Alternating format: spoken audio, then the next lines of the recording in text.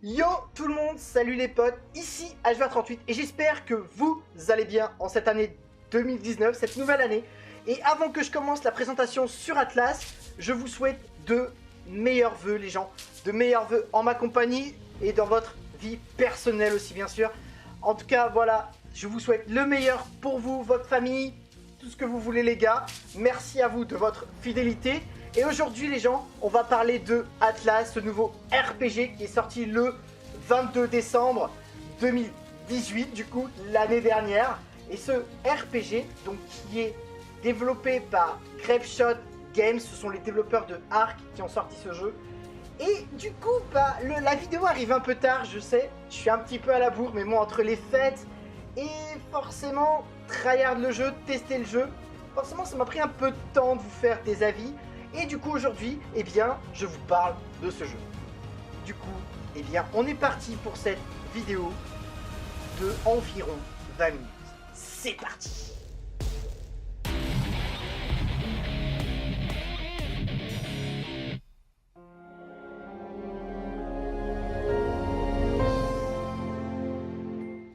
Ok les potes, alors qu'est-ce que c'est que Atlas? Ce RPG qui a quand même eu 260 000 spectateurs sur Twitch l'avant-veille de sa sortie, alors qu'il devait sortir, et les devs nous ont dit non, vous attendrez 48 heures.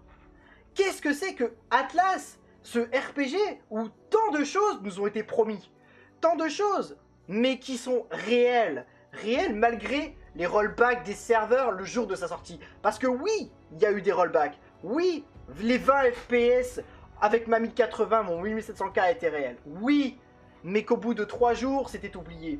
Oui, Atlas, c'est un jeu RPG de piraterie où vous allez avoir un crew de 1 si vous jouez solo, mais un crew de 1 à 200 peut-être joueurs.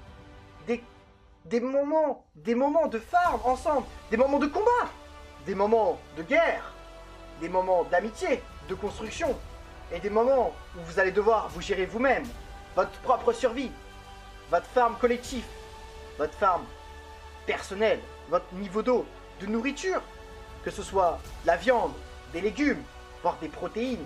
Votre moment ici où la carte promise, qui est réelle, fait 12 fois la carte de Ark et que quand vous traversez cette carte, il est annoncé plus de 30 heures de jeu pour traverser rien que la carte. Oui, ça c'est Atlas. Le Atlas que j'ai découvert au bout de plus de 50 heures de jeu. Voici le Atlas que je vous présente. Voici le Atlas, mon crew que je vous présente. Ma base, nos bateaux. Voici tout ça que je vous présente aujourd'hui. C'est vrai, tout ce qui peut être dit sur les forums, je ne le considère pas. Je considère que ce jeu est vraiment super complet. Ce jeu est vraiment énorme, mais il faut le jouer en équipe. Vraiment, vous allez passer de moments extraordinaires, que ce soit en farm, en guerre, en PvE pour découvrir le jeu, en PvP pour faire la guerre, parce que des guerres, on en a eu. Et aujourd'hui, je suis fier, je vous suis fier de vous présenter notre base qu'on a créée pendant ces fameux 7 jours de farm et de découverte du jeu. Je vous présente notre base. A tout de suite.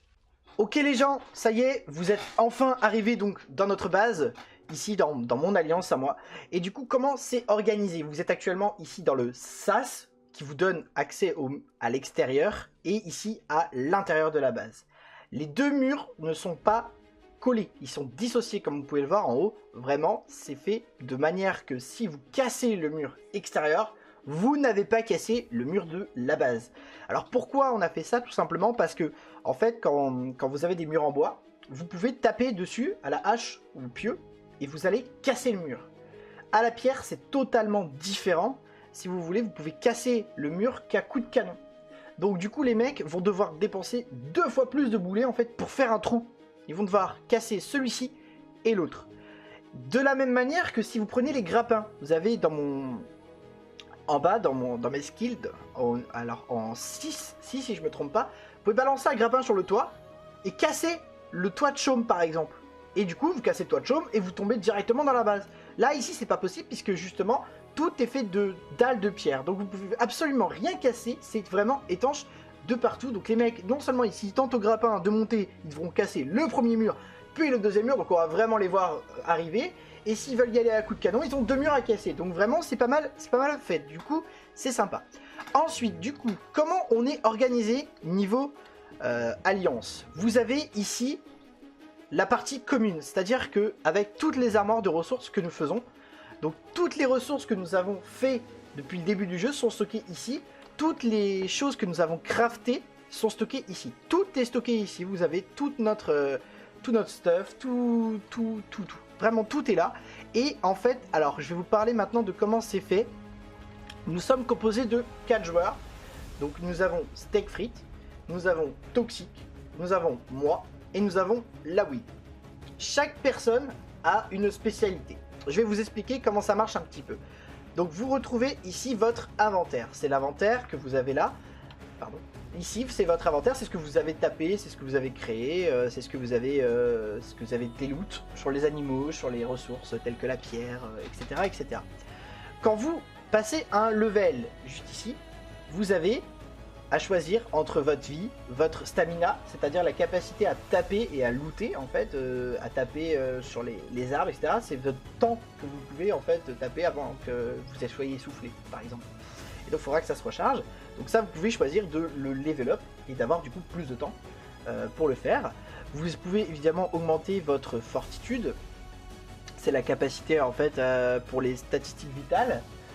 Vous pouvez augmenter votre capacité de transport en poids, vous pouvez augmenter aussi votre intelligence. Une fois que vous avez augmenté cette intelligence, vous avez ce qu'on appelle des skills. Et c'est là que ça devient important d'être très bien organisé dans une alliance, c'est que les skills, en fait, vous pouvez pas tout déverrouiller, en fait. Donc du coup, chacun a sa spécialité.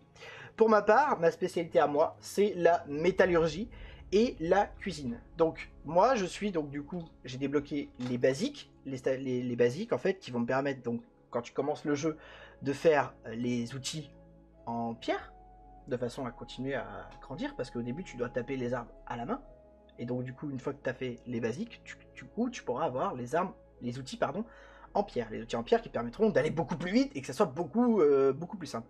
Et ensuite vous déverrouillez vos capacités en fonction de ce que vous faites. Donc moi j'ai débloqué la cooking. Vous avez Steak Frites, sa capacité à lui c'est justement les bateaux. Donc les bateaux qui sont, je vais pas dire de bêtises, qui sont, je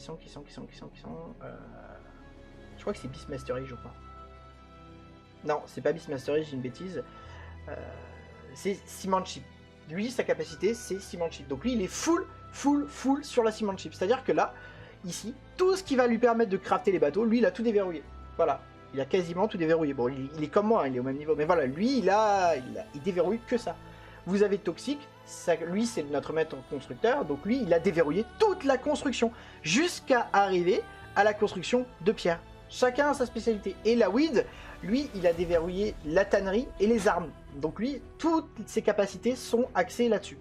Ensuite, une fois que vous avez choisi un petit peu comment vous allez vous organiser, donc moi par exemple mes capacités c'est justement la forge. Donc la forge, eh bien, je vais à la forge, et ici, mon travail à moi dans l'Alliance, c'est d'alimenter cette forge, et du coup de mettre du sel, des métals, des ressources, et justement de leur crafter en fait justement des lingots de métal, de différents métals qui existent dans le jeu, afin qu'eux puissent faire les armes, afin qu'eux puissent faire des pièces pour le bateau. Chacun a sa spécialité et c'est organisé comme ça et ça fonctionne très très bien. On va aller ensuite à l'étage donc de cette base, et donc vous allez voir en haut il y a encore des trucs. En haut, justement, vous avez la deuxième spécialité, par exemple, de Lawid, après les armes. Lui, Lawid, sa deuxième spécialité, c'est la tannerie. Et donc, du coup, il vient là, et il met donc, du coup, les pots, tout ce qu'il a besoin pour crafter nos vêtements. Voilà. Moi, ma deuxième capacité, c'est la cuisine. Donc, ici, hop, voilà, vous retrouvez mon grill avec les armoires pour faire la cuisine. Et moi, dedans, je peux crafter justement tout ce qui va être les consommables, par exemple comme des boissons, de l'alcool, pour permettre à mes potes en fait d'avoir plus de stamina, des trucs comme ça, plus de nourriture. Et en fait ça marche avec les petits. Ici là que vous voyez, ce sont des traits jaunes, violets, donc ça ce sont les vitamines A. Vous avez par exemple, lui c'est le maïs, donc c'est comment ça s'appelle, les vegetables en anglais. Donc tout ce qui est les légumes. Vous avez à augmenter la capacité ici. Voilà, avec l'alcool. Vous pouvez faire de la nourriture ici qui va donner par exemple, comme vous pouvez voir ici, lui il va donner des vegetables et de la viande. Vous voyez, c'est des oignons avec de la viande, c'est un plat basé d'oignons et de viande. Donc voilà, on va donner chacun à sa spécialité et chacun fait ce qu'il a à faire, on sait très bien tout ce qu'on a à faire, etc. Alors on avait aussi une alliance avec des Français qui eux se sont fait taper apparemment cette nuit par des Espagnols. En fait là il y avait une grosse guerre de clans là depuis 2-3 jours sur notre île. Et donc tout simplement en fait, eh bien, notre île elle est composée en gros de deux grosses alliances en fait, c'est-à-dire les Français, donc il y a nous plus d'autres Français qui sont en alliance, c'est-à-dire qu'on se protège les uns les autres, et vous avez les Espagnols qui eux ils sont pas bien loin de 20, ils sont tous full level 36 je crois, alors que moi vous voyez je suis que level 23, Toxic et Steak ils doivent être pas loin du level 36, mais sinon tous les autres, tous les Espagnols étaient full level 36, ils sont arrivés, ils ont commencé à vouloir nous taper, on a réussi à se défendre. Mais les Français, malheureusement, cette nuit, ont succombé. Donc on sait que nous, cette nuit, c'est notre tour. On sait qu'on va y passer. Voilà, donc ça, c'est la cloche qui résonne pour la nuit. Donc on va pas sortir. Tout simplement, c'est qu'on va pas voir le bateau. On va aller faire la visite du bateau. On va attendre que la nuit se lève. Le jour se lève, pardon. Et puis on va aller voir les bateaux après. Allez, à tout de suite. Ok les gens, alors avant qu'on aille voir le bateau, j'avais oublié de vous parler d'un petit truc dans la base. Vous avez ici cette zone avec le feu qui s'appelle le Smithy. En fait, le Smithy, qu'est-ce que c'est? C'est l'endroit où, dès qu'on va par exemple farmer une ressource comme la pierre ou le bois, et bien tout simplement, en fonction des capacités des uns ou des autres, c'est ici qu'on va crafter en fait. C'est ici par exemple que le maître constructeur, Toxic, va pouvoir crafter justement les planches en pierre, par exemple. Voilà. Donc c'est ici là, notre zone de farm, de préparation, enfin voilà, donc vous voyez, il est un peu plein, donc voilà, il y a vraiment toute ressource, c'est aussi ici que vous pouvez réparer les outils, comme là, donc là, hop, vous faites, et donc vous réparez justement l'outil, donc là, vous voyez, il n'y a pas de métal, donc je peux pas le réparer, mais bon, je vais pas le réparer, il est quasiment full. Et ici, donc, vous avez vraiment toutes les ressources nécessaires, quelques petites ressources quand même, il n'y a pas tout, puisque la majeure partie sont dans les armoires, mais sinon vous retrouvez dedans quelques petites ressources qui sont nécessaires pour la réparation des outils, la réparation des arcs, en fonction des skills de chacun. Ensuite, donc on va aller voir le bateau, donc on referme bien toutes les portes toujours, hein, justement, si on crée des sas, c'est justement pour pas être embêté. Donc on referme, voilà, ça y est, le jour s'est levé. Donc là vous avez évidemment un éléphant, je sais pas, il va peut-être avoir envie de taper de la base, je sais pas trop. Donc bienvenue dans le hangar à bateau. Le hangar à bateau qui est composé de 3 bateaux. Vous avez Raft, Eye et l'autre, je sais plus comment ils l'ont appelé. Mais ils sont partis avec les gars. Donc vous avez le hangar à bateau et du coup pour naviguer vous avez ce qu'on appelle un petit compas et une petite carte. Alors comment ça fonctionne un petit peu dans le jeu? Vous avez votre compas et votre carte avec donc à droite pardon, l'île de spawn. C'est-à-dire l'île de spawn, c'est vraiment la première île quand vous commencez le jeu. Vous allez dire ok, je veux commencer en D4 sur l'île qui s'appelle, je sais plus comment ça s'appelait notre première île. On va l'appeler Trucmuche. Donc vous commencez sur l'île de Trucmuche. Donc vous commencez sur l'île de Trucmuche, patati patata. Vous avez pas du tout, vous êtes à poil, vous commencez à faire votre bateau, vous faites ce qu'on appelle un raft et du coup vous allez aller sur l'île où on est actuellement, c'est-à-dire Srambel Cay. Donc vous avez navigué tout le long de l'île, sur la mer pardon, et donc vous allez arriver ici. Admettons j'arrive sur cette île là et là, malheur pour moi, il y a déjà comme nous, eh bien tout simplement des Espagnols, des Français et des Polonais. Et les Polonais, j'arrive sur la plage tranquillement, tout gentil, tout flamme, et là les Polonais ils me tuent. Ah putain, j'ai perdu mon bateau, j'ai tout perdu. Non, j'ai pas tout perdu. Sur le bateau, on met ce qu'on appelle un lit, qui va vous permettre de respawn directement sur l'île où vous êtes avec votre bateau. Donc là, vous pouvez voir sur la carte, moi, Steak Frites et Toxic, vous le voyez, le bateau il est sur la carte, là, en haut à gauche, là il est en train de naviguer. Donc, dans le hangar à bateau, comment ça se présente un petit peu? Et bien voilà, vous avez donc des portes. Hop, voilà. On va refermer la porte pour pas qu'on vienne nous embêter. Voilà. Donc vous avez le quai. Et là normalement sur le quai vous avez eh bien le gros bateau. Alors les gars comme je vous l'ai dit sont partis avec le gros bateau avant que j'ai eu le temps de record. Donc c'est pas grave, je vais vous montrer à la fin de la vidéo ce que ça donne sur les gros bateaux. J'ai fait quelques petits records prématurément avant. Donc je vais vous montrer tout ça après à la fin de la vidéo. Donc ici vous avez le quai avec le grand bateau. Et vous avez ici donc nos deux petits rafts. Donc vous avez Eye et Raft. Donc les petits rafts ce sont les bateaux du début. sur les petits bateaux du début, donc c'est pas le gros bateau, hein, forcément le gros bateau ça demande pas un peu plus de farm quand même. Et donc là c'est par exemple, vous pouvez très bien partir en mer, en pleine mer avec ça, il n'y a pas de souci. Et donc du coup comme je vous l'ai dit dessus, vous avez votre lit qui vous permet donc de respawn dessus. Donc voici un petit peu comment notre alliance est organisée. Donc là vraiment par exemple les mecs s'ils veulent ils peuvent balancer le grappin au dessus là. Et puis bah, ils peuvent venir détruire les lits. Parce qu'on l'a déjà vu en fait avant qu'on crée justement notre hangar à bateau. En fait on avait notre gros bateau qui était là. Il y avait des gars ils venaient taper justement la planche donc du sol du bateau qui ressemble un peu à ça. Le mec il venait avec la pioche, il tapait dessus, tac tac tac tac tac. Il rentrait dans le bateau, dans le gros bateau. Et il allait détruire notre lit, du coup on n'avait plus de capacité de respawn. Donc c'est pour ça que du coup en fait eh bien, on a tout simplement AI ici, AI qui est notre bouée de sauvegarde en fait. C'est-à-dire que là si en pleine mer ils se font attaquer à coups de canon, et bien bah tout simplement bah, ils vont se faire attaquer à coups de canon, bah bon bah le bateau il est détruit, il est mort, bah c'est pas grave, ils ont une capacité pour revenir à la base. Tout simplement c'est une sauvegarde, une secours parce qu'en fait les îles comme celle-ci on peut pas la claim. C'est-à-dire que le territoire on peut pas le claim. Donc comme on peut pas claim le territoire on peut pas mettre de lit à la base. C'est quelques difficultés dans le jeu de survie. Malheureusement, il y a des îles où on peut pas les claim, on peut pas claim le territoire. Donc dans d'autres îles, on peut claim le territoire et créer des lits directement dans la base. Mais bon, c'est totalement différent. Voilà un petit peu du coup comment est composée notre base. Donc on va conclure assez rapidement sur le jeu. Et bien ce jeu les gars, moi au bout de quasiment 25 heures pour moi, et je crois que Toxic et State Freak sont à 100 heures donc depuis le 21 décembre. Donc voilà, on a vraiment bien farm le jeu, honnêtement, pour nous. On a vraiment découvert tout le jeu. Donc on va sûrement passer dans une plus grosse alliance parce que bah, malheureusement c'est un jeu de survie et il faut être beaucoup pour contrer justement, comme ici, les Espagnols qui eux ils sont 25. Ils sont 25, full level 36, full stuff metal. Enfin voilà, vous voyez, je suis même pas full stuff metal, hein, ma capacité à protéger, vous voyez.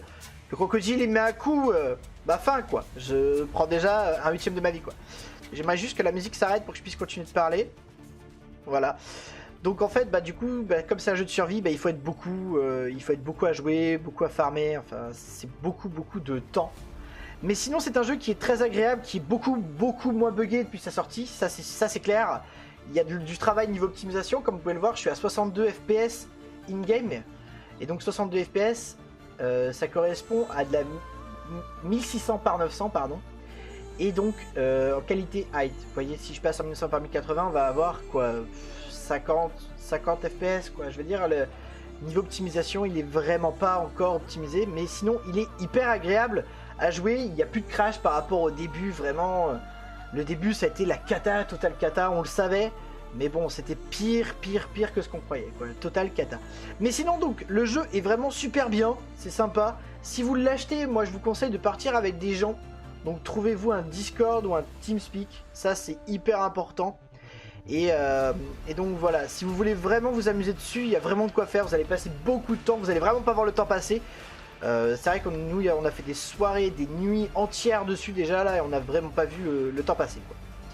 Voilà un petit peu donc pour cette présentation de Atlas, la présentation donc de l'alliance TechFreet, de notre alliance. Sur ce, je vous dis à très bientôt donc sur ma chaîne YouTube. Je vous laisse tout de suite avec les images donc sur le gros bateau, comment ça se passe en pleine mer, etc. J'espère que la vidéo elle vous a plu. Je sais, encore meilleurs vœux à vous pour l'année 2019 en ma compagnie. C'était HVR38, votre spécialiste alpha et bêta test. Je vous dis à très bientôt sur ma chaîne pour de nouveaux jeux de ce style là et de nouvelles bêta et alpha. A bientôt tout le monde et surtout n'oubliez pas, portez-vous bien.